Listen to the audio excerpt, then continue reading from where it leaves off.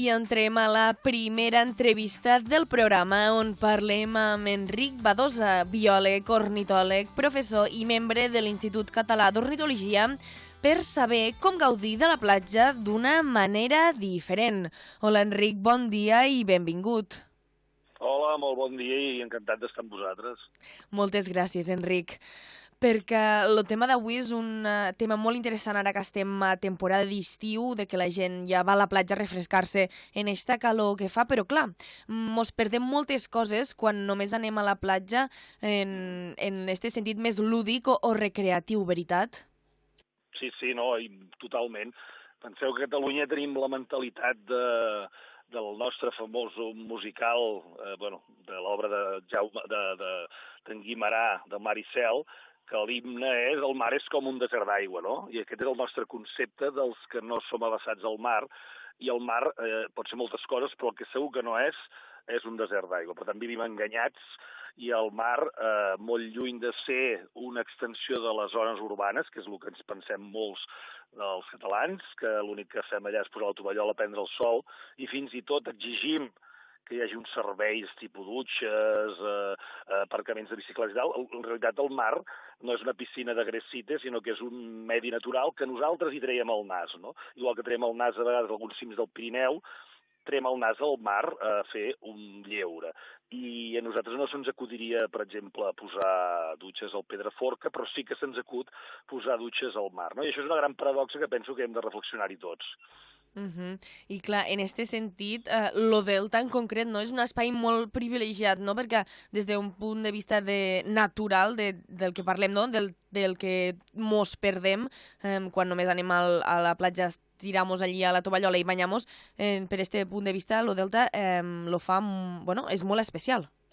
Evidentment, a més el Delta és una singularitat no només catalana i de l'estat espanyol, sinó que a nivell europeu. Penseu que és un delta importantíssim a la nostra zona del Mediterrani occidental, i penseu que és un dels punts on la biodiversitat és impressionant, i és la nostra obligació de conservar aquesta biodiversitat que ens ha arribat fins als nostres dies. Igual que conservem les esglésies romàniques o catedrals gòtiques, doncs també hem de conservar aquesta biodiversitat, i a vegades es fa difícil compatibilitzar-la amb les nostres formes de lleure. Però, clar, una de les coses importantíssimes perquè nosaltres conservem aquesta biodiversitat és ser conscients del que és i el que hi ha, i per tant el primer pas és el coneixement del que tenim, i un cop ho coneixem ho estimarem, i un cop ho estimem ho protegirem. Aquestes són les normes bàsiques de la protecció o del coneixement, en aquest cas de la biodiversitat. I Enric, si ara ja sabem més o menys que tenim una gran riquesa al nostre territori, anem a la platja, mos aturem i mirem, què hi podrem trobar? Clar, en el cas del Delta, les platges llargues, enormes de sorra, però ja només per arribar-hi haurem de travessar una franja de vegetació que, per desgràcia, està molt menys preada per la població en general, perquè fins i tot pot semblar molesta. Jo no soc d'aquí al Delta, però, per exemple, a molts llocs com el Maresme, que jo soc d'Arenys de Mar, la gent vol que es netegi les platges, no? Que hi hagi aquesta mena d'asèpsia total, no? No, i la platja, ja no dic només el mar, ja és un hàbitat en el que tenim plantes com el lliri marí, per posar un exemple, però fins i tot ocells, que aquí al Delta tenim les poblacions més grans del país, que són del corriol camanegra, que és una espècie d'ocell que cria a les platges. I clar, criar ara aquesta època fa dues postes, i el problema és que es troba amb la pujada immensa d'utilització de la platja, que a altres èpoques de l'any no hi és. Però clar, ells crien aquesta època igual que nosaltres anem a la platja aquesta època. I nosaltres el que hem de fer és compatible amb això. A part d'aquestes dues espècies que us he dit com emblemàtiques, també si miréssim la sorra, veurem petxines, veurem restes d'organismes, des d'ous de rajada fins a restes vegetals, closques de tota mena. Però jo us convido que algun dia, que aneu a la platja, agafeu unes ulleres i un tubo, que no són gaire cars. Si teniu més ganes, doncs podeu agafar uns peus d'ànec i tal, i us atreviu a mirar també a sota la superfície. Clar, i tu com a biòleg mos parles com a expert, però vull dir, no és necessari tenir aquests coneixements per veure i apreciar el que mos rodeja. No, el que fa falta és tenir curiositat, tenir ganes d'aprendre i sobretot respectar i obrir la ment que no només nosaltres som els propietaris de la platja i del mar. I a partir d'aquí jo penso que una de les coses que és molt bonica, la gent que comença, ja sigui en el cas de l'ornitologia o en el cas de que ara comença a haver molts grups de fer apnees o snorkel, que són sortides al mar a veure peixos o veure animals marins, a molt poca fundària, és la gran seducció que això implica i, a més, l'aprenentatge exponencial. És a dir, comences a, clar, coneixes res, però comences a veure espècies, busques informació, dius, hòstia, això és un sar, això, parlant de peixos, per exemple, o una donzella, o una senyorita, clar, i els peixos és molt divertit perquè allà baix al delta en dieu d'una manera, i a Arenys de Mar en diem igual, perquè la majoria dels pescadors d'Arenys de Mar venien de la Ràpida. Això és una curiositat que deixo aquí, val? Que tenim moltes coses que ens uneixen al Delta i al Maresme. I llavors la gent normalment va agafant moltes ganes i llavors, jo recomano tenir guies de peixos, guies d'ocells, guies de plantes, guies de tots els tàxons de grups que podem trobar a les platges, no? D'invertebrats, que això és una cosa que si vols en podem parlar més extensament, i contactar amb grups de gent que es dedica a sortir i sortir amb altra gent i tal. Que la veritat és que és un món molt sorprenent i una de les paradoxes és que nosaltres coneixem a vegades més les espècies marines, no? Que sé, Nemo, no? Coneixem tots el peix pallasso o la Doris, que és un peix cirurgià, però potser no coneixem, jo que sé, el peix llegardall o el tremolor o espècies que els podem trobar a casa nostra. I això és un greuge que tenim molt important. Al final, clar, és el que si ho han vist des de petits a la tele, no? Al final és l'únic que sabem, però no coneixem el que hi ha realment aquí al nostre territori. Sí, però per desgràcia la tele es dediquen a fer molts documentals a la Gran Barrera de Corall o a la zona del Mar Roig perquè són llocs molt fàcils d'obtenir imatges i tal, però clar, a mi m'agradaria que es fessin programes ja sigui de platges, d'ecosistemes mediterranis, que jo els trobo a faltar. Jo recordo quan era petit hi havia un senyor que es deia Rodríguez de la Fuente que va trencar bastant aquesta tendència, però crec que estem bastant perduts ara amb aquest tema. I clar, el Delta, ja se sap que és famós, no, per la seva riquesa ornitològica en aquest sentit, com dius tu, no només en àmbit nacional, sinó arreu d'Europa. I a banda d'això, a vegades, tu, Enric, ho saps bé, les tintoreres mos arriben a la costa. Sí, ui, a més aquí hi ha un altre problema, els que tenim una certa edat, que hem vist la pel·lícula de l'Spielberg, l'original era Jaws, que vol dir mandíbules, l'altre aquí la vam veure com a tiburon, i ens van fer tenir pànic en els esquals, no? La tintorera és un esqual, és un tauró pelàgic. Què vol dir això? Pelàgic ve del pelagos, que és tot l'ecosistema marí que hi ha més enllà de la plataforma continental. Per tant, són animals que els podem trobar en fondos de 200-300 metres, és a dir, a partir dels llocs que el fons és de 200-300 metres, que és on solen ser, fins a la superfície. I són pelàgics, per tant, normalment no toquen la costa. De taurons que siguin més costaners, aquí no en tenim gaires espècies, o les que teníem les hem exterminat. En el cas de la tintorera, últimament estan arribant exemplars, normalment són exemplars o desorientats o malalts, o que algunes vegades apareixen, però com que estem immersos en les xarxes socials i, evidentment, hi ha un telèfon mòbil amb càmera, amb fotos a tot arreu, per tant, només que aparegui un individu ja sembla que sigui... ja s'exponencialitza l'efecte que té aquest. La majoria de les tintoreres que arriben solen ser malaltes. I una altra cosa, mira, justament la setmana passada jo vaig anar a nedar aquí davant de Mataró amb tintoreres, hi ha empreses que t'hi porten, i és un tauró que tot l'impressionant que és, vam veure un individu de 3 metres, ells bàsicament mengen cuplets, és a dir, peixos del grup de les sardines, seitons, alatges, etc., i cefalòpodes, és a dir, tipus calamars, etc. I són també molt carronyaires, però en principi no són aquests devoradors d'homes que ens ha fet creure Hollywood, que són els taurons, que tampoc ho és el tauró blanc, no sé si tindrem temps, però també se'n podria parlar molt dels taurons. En el cas de la tintorera, és el nostre tauró més gran, el més comú, també hi ha el marraix, però aquest és molt escàs per culpa de la pesca de palangre, i és un animal, i us ho dic en sèrio, no hi ha cap atac descrit als humans. Per tant, en principi és un animal inofensiu.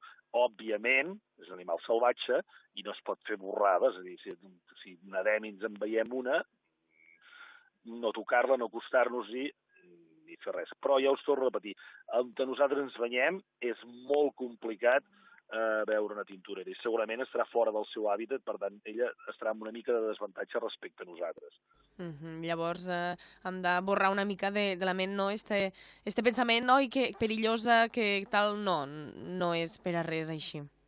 Sí, a més ara els taurons tenen un problema molt greu per culpa del mercat oriental, que ja diré clarament, bàsicament la Xina, que compra a preus desorbitats les aletes de tauró per fer sopa i per fer la medicina xinesa, i això ha provocat que les poblacions de tauró a nivell mundial hagin davallat al voltant entre 80 i 90%. El Mediterrani ha sigut un 95%. Val?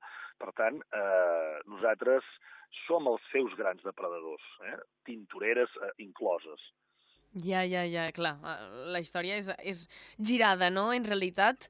En fi, Enric. Perquè tots necessitem els nostres monstres, no? Quan érem petits ens explicaven contes del llop, un ogro, etc. Sempre ha d'haver un monstre, però ens agraden els monstres entre moltes cometes reals. I si parlem de meduses, què? Ai, les meduses, una altra gran polèmica. Sí. Clar, jo torno a repetir, a la gent ens agradaria que el mar potser fos com una piscina municipal, no? En el qual tens el clor, les rajoles, no? Tens una persona que vigila que ningú s'ofegui, però evidentment això no és el mar, jo sempre reivindico, és un ecosistema. Dins de l'ecosistema hi ha les meduses, i les meduses són fruit de moltes coses, entre les quals els corrents marins, la temperatura de l'aigua, l'època de l'any, i sobretot els afloraments de plàncton. Val? Clar, les meduses tenen també molta mala fama, com és el cas dels taurons, i tenim la sort que nosaltres aquí al Mediterrani tenim espècies, sobretot ara a l'estiu, que són bastant inofensives. Per exemple, una espècie molt comuna a l'estiu, que ara comença i apareix, és el born blau, que és la medusa més gran que hi ha al Mediterrani, que és una medusa espectacular, és blanca, i té com una vorera en l'ombrel·la de color blau. Vale? Aquesta espècie és pràcticament inofensiva. Vull dir que a vegades es pot tocar amb la mà i tal. No toqueu res, No. Però vull dir que és pràcticament inofensiva. El que passa és que fa xams importants. I després, igual que els fruits, etc., després d'aquesta medusa apareixerà l'ou ferrat, que és una espècie també inofensiva, és com el seu nom indica, té una forma d'ou ferrat de l'ombrel·la, que segurament és de color marró, que té uns tentacles molt curts acabats amb una mena de cercles de color blau, que és molt bonica i molt fotogènica. Us recomano que compreu una càmera per fer fotos de sota aigua, o una funda de mòbil, perquè ara és el que es porta més, i feu vídeos i tal, és meravellós. Les meduses són molt fotogèniques. Aquestes espècies, que són les més abundants ara a l'estiu, són pràcticament inofensives. Ara bé, hi ha la vespa de mar, que és la Pelagia noctiluca, que és una espècie que per sort el pic és a l'hivern, quan les temperatures són més fredes, i aquesta és molt dolorosa la picada. Val? De totes maneres, nosaltres pretenem que això es pugui controlar. És com dir, no, controlem jo què sé, la floració dels pits. Well, clar, és molt complicat. Això és impossible. Llavors, el que hem de tenir precaució és, evidentment, si no coneixem res, no tocar-ho, no acostar-nos i entendre que el mar no és un servei municipal. Vull dir que ja avui hi ha meduses, el que poden fer és avisar-te i tu has de prendre les precaucions necessàries. Una de les més fàcils i sobretot resolutives és no entrar a l'aigua. Clar, perquè al final som nosaltres els que estem invadint el seu hàbitat i per colmo pretenem que marxen elles, no? Exacte, i a més hi ha una altra cosa, que nosaltres hem esquilmat els depredadors de les meduses. Per exemple, les tortugues marines. Les tortugues marines, la tortuga blaua, que és la més comuna aquí al Mediterrani, són grans devoradors de tortugues. Durant molts anys les hem pescat, ens els hem menjat, i si no les hem pescat hem destruït el seu hàbitat de reproducció, les platges, etc. Tot i que ara sembla ser que és una espècie que torna a recuperar platges i s'està recuperant la població, però dir que, clar, si nosaltres ens carreguem els depredadors, les preses, en aquest cas les meduses, que són l'aliment d'aquestes tortugues, doncs, evidentment, creixen exponencialment. Per tant, el mar és un equilibri complex que nosaltres hi hem entrat com si entrés un elefant en una botiga de lladró, no? D'estàtues de lladró, sabeu què és, no? Aquestes estàtues horribles de ceràmica, que això a vegades als aeroports els que en venen, o de Swarovski, perquè hi ha els més joves. Vale? Sí, i parlant de tortugues, aquí, per exemple, el Delta són les tortugues careta les que nidifiquen i estan aquí. Sí, bueno, la tortuga blaua, que és el nom científic és Careta careta, és fàcil de recordar, perquè el gènere i l'espècie igual, és la tortuga que més abundant a la costa catalana. Al Delta hi ha hagut moltes reproduccions, tot i que el lloc de Catalunya on hi ha hagut més nidificacions constatades és a Malgrat de Mar, a nivell justament al Maresme, no? Però vull dir que és una espècie que sembla que està en expansió, evidentment gràcies a l'escalfament de l'aigua de mar. Penseu que aquestes espècies són rèptils i, per tant, la temperatura la ve regulada pel medi ambient, per tant, no poden colonitzar ni mars molt freds, ni durant èpoques fredes, ni molt nòrdics, però clar, si l'escalfament del mar Mediterrani, que és evident que ningú pot dubtar que és així, doncs fa que hi hagi espècies perjudicades, però hi ha moltes espècies afavorites, entre les quals una és aquesta, la tortuga blaua. Enric, ja per anar tancant, quins són els errors més habituals que cometem quan anem a la platja? Bueno, clar, suposo que no deixar el tiquet de pàrquing serà un error. No, ara, conyes a part, a nivell mediambiental, és ignorar que estàs entrant en un ambient que no és teu i que és un ambient natural i que ha estat molts anys sent un ambient natural i que pretenem fixar-lo. Aquest és el greu error que jo penso, evidentment ja podríem entrar en detalls, no? Per exemple, a les platges com el Delta, doncs jo què sé, com que són aquestes que són tan poc fondes i pots anar fins a la cintura molts metres endintre, clar, l'error seria anar sense res als peus i trepitjar una aranya. Una aranya és un peix que és dels segurament més conflictius que tenim al nostre litoral, que algunes espècies, hi ha una espècie al ciel, l'aranya fregata, que fins i tot pot haver generat un mort l'any 17, però clar, és anecdòtic, va ser per unes errors de circumstàncies, però que són animals que no per generar morts, però que poden generar picades. I per tant, clar, si nosaltres desconeixem el que tenim, doncs entrem al mar com si fos una cosa completament escèptica, no? I al mar hi ha moltes coses i hem d'anar amb precaució, no tocar res ni res. Però sobretot, jo penso que el greu error és no ser conscients de que estem entrant en un medi que no és el nostre i amb una biodiversitat molt interessant que no ens correspon a nosaltres de conviure-hi. Que aquest és el problema i jo penso que és el repte, no? Veureu que hi ha platges, per exemple, que pel tema del corriol Camanegre, que us he dit abans, estan balissades amb unes cordes perquè no entris, perquè allà és on tenen els nius, i la gent a vegades hi entra, o arriben amb... que això és un altre error, que això donaria per un programa sencer dels animals de companyia, que la gent vol anar a la platja amb el gos. I els gossos són incompatibles amb la biodiversitat, igual que els gats, no? Llavors, clar, si tu entres al gos i el gos entra en un tancat d'aquests i espanta els corriols, etc., els acaben foragitant i acaben no criant, no? Per tant, podríem ara fer moltes llistes d'errors genèrics i errors concrets, però bàsicament, si tu no saps que ja hi ha uns corriols, penses que el teu gos no fa cap mal. Per tant, jo penso que el greu error és no conèixer el que tenim en el nostre mar. I les administracions, en alguns llocs i municipis, posen cartells informatius, ens expliquen coses, i jo us recomano, que ja sé que a vegades la gent no té ganes, que us els mireu, llegiu, que són informacions, crec que molt rellevants. Pues Enric, apuntat, ho deixem aquí, però mira, ja ho sabem. Hem de conèixer el nostre medi marí abans de ficar-nos-hi, a part que per evitar perills o altres coses, siguem conscients de la riquesa mediambiental que tenim aquí al nostre territori.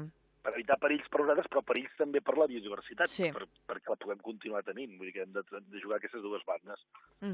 Perfectíssim, Enric. Moltíssimes gràcies per atendre la trucada. Un plaer. Gràcies, Enric.